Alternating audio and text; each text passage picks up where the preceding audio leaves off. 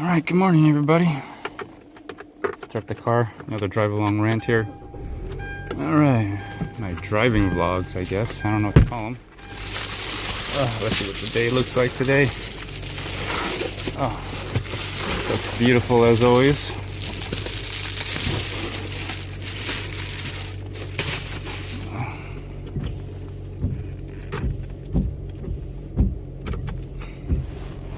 My thumb is getting a little bit better, slightly better. I'm getting more dexterity, but the strength isn't quite there, and it's right here. But anyways, seatbelt on.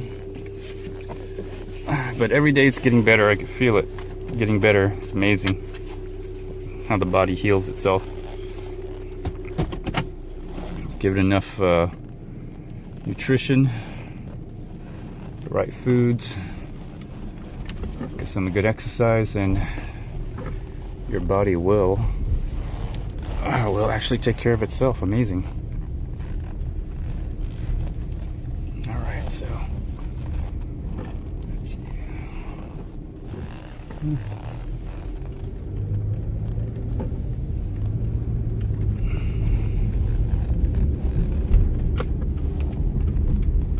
All right. So last night I was researching a lot of ways to kayak and how to get in, get out of kayaks, and do some fishing and how to fish. So I'm looking at a couple things here. Now, if you know what I'm trying to do, I'm trying to transport my kayak with my bike using a WeRide co-pilot. Now, I've already ordered the WeRide co-pilot. That's coming on Tuesday, so we'll see what happens on that. I'm already like thinking of ways of how this thing could be strapped in on the WeRide, retrofitting it, whatnot. But anyways, next week is like the kids fishing contest. A whole bunch of catfish going to be dumped into the lake. And I'm going to take the kids. I'm going to use the WeRide to take my number 2 along with me, and then my oldest can take the Rad Mini, and we're just going to ride the bike together down to the lake. It's a man-made lake around here, you know, but it's called the lake. And we're going to go out and we're going to participate in the fishing contest. And then after the fishing contest, so I gotta figure out by next Saturday, what is today? Today is the Friday, the 11th of May. So I have until next Saturday. Next Saturday? Yeah, next Saturday. The 19th, I believe. To basically figure out a solution to how to put my kayak onto the Weebee co-pilot, how to retrofit it on there and all that. So I also looked up some videos on the Pelican Pursuit X, 80 Pursuit X. It's an old kayak. Obviously, it's been on Academy's display for a while. Very simple, very basic model. I could have gotten a newer one. For a little bit more money, but I opted to get the discount. So I got like $149. So, and I bought a small collapsible. The pedal's like this big, and then you turn it and it comes out. It's not one of those regular kayak paddles where you do this. It's not a pole. I think I'm gonna get 2 of those. I'm gonna just try it out because my whole thing is I want it to be light and transportable via my bike. So I can't necessarily get a like 10-foot or 12-foot or 16-foot kayak with all this gear and stuff. So I have to be very, very light. Very, very small, very, very portable. The fishing pole too, I'm actually going to just get a 2-foot fishing pole I'll take it with me. And you know, the whole point is just to go out into the local lakes around here, the man-made lakes, ride my bike, get to the lake around here locally on the man-made lakes for the most part, especially where they're dumping the catfish. So after they dump the catfish, maybe the next day I'll go you know, by myself and go fishing for some catfish or something. There's a lot of other different kinds of fish out there, but there should be a whole bunch of catfish. I'm just there to catch and release. I'm not gonna keep them in any way. I'm not interested in eating the fish at all. You know, I guess I could if I wanted to, but not really. I'm not interested in catching the fish. I'm just there for recreation and mostly stress relief, and to get a kayaking experience. And so I'm going to use those collapsible paddles. I might get two.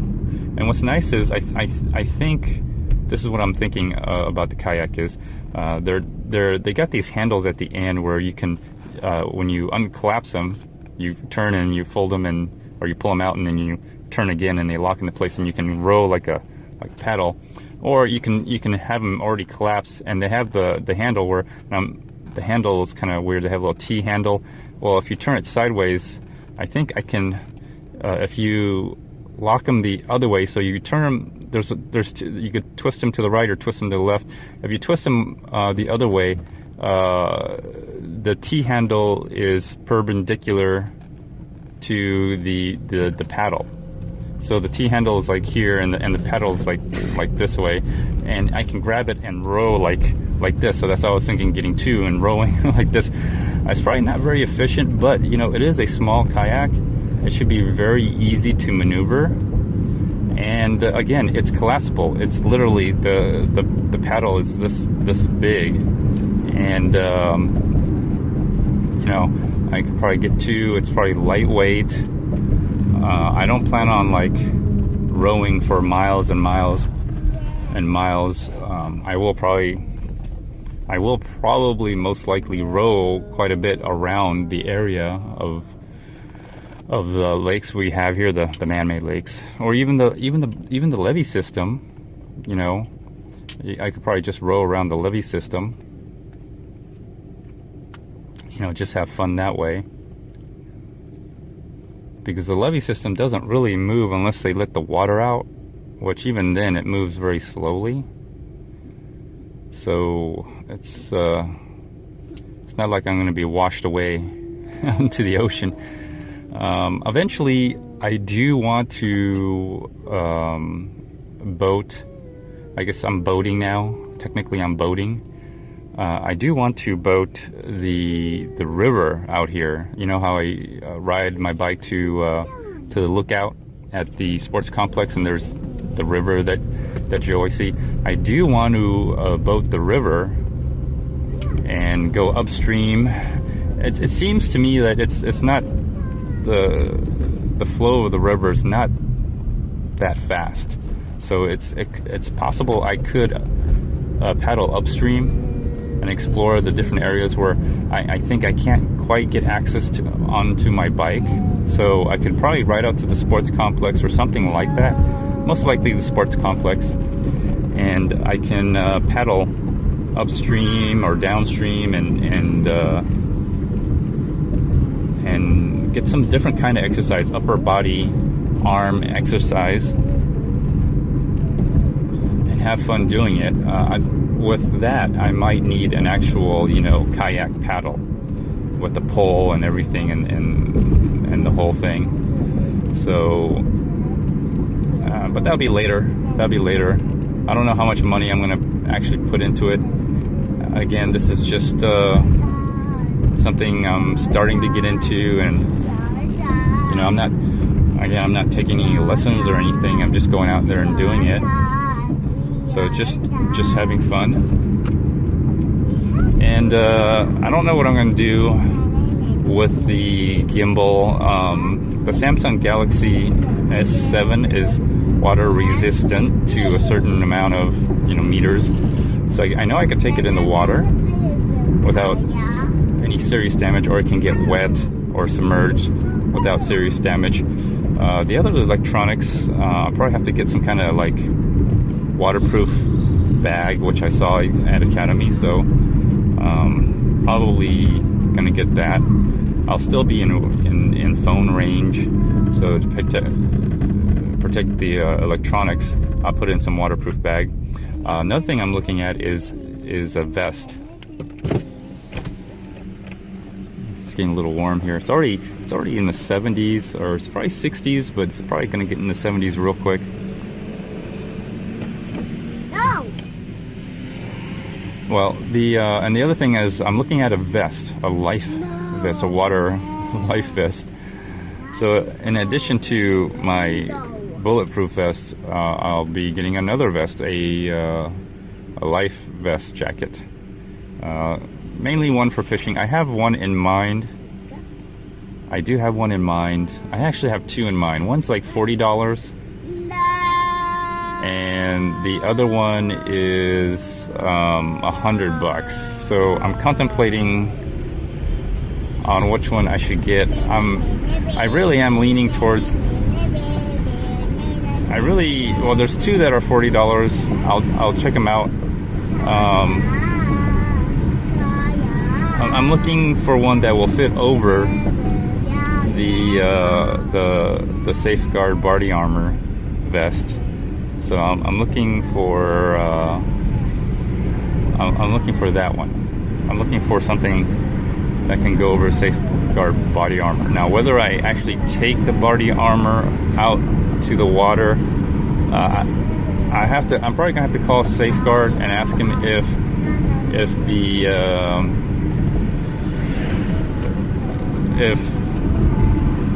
it's bulletproof.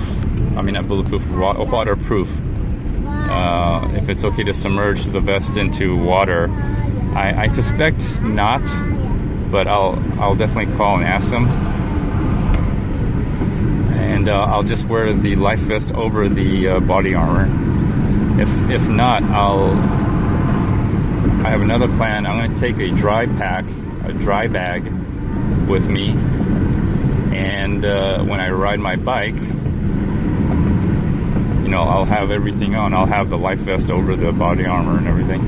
I might be overdoing it on the body armor, but the whole point of getting the body armor was to see what it's like to wear it almost every day. And so far I have worn it every day. It's also a stabilizer to my chest mount, so that helps immensely.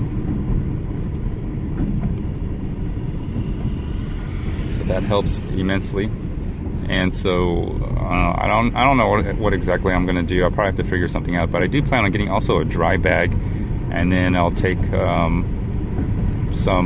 my backpack with me. I'm gonna have my backpack always, so if I'm gonna bike, I'll have my backpack. So I'll put my backpack in the dry bag, and who knows, it's all a learning process. I won't know until I actually do it and get the experience, and then from there I'll make all the adjustments that I need to make. And so I'm actually pretty excited. I mean, they got a lot of man-made lakes, and I don't think there's a problem with taking your kayak out there. There's there's a maintenance for the lakes around here, a company that maintains the lakes, and they take an aluminum boat on the lakes out there and the bayou systems. So why wouldn't a kayak work? I think a lot of people don't kayak out here because they probably don't want to, or don't need to, or don't actually have that kind of recreation. And again, I don't see why you couldn't. It's out there, it's available. Why not? I also look for places where you can kayak, and apparently the Buffalo Bayou has areas where you can kayak. So that could be another area, but I won't be able to ride my bike there, or I could, but it's quite a challenge. Anyways, I'm at the stop sign, so I will be cutting out here. See you all later.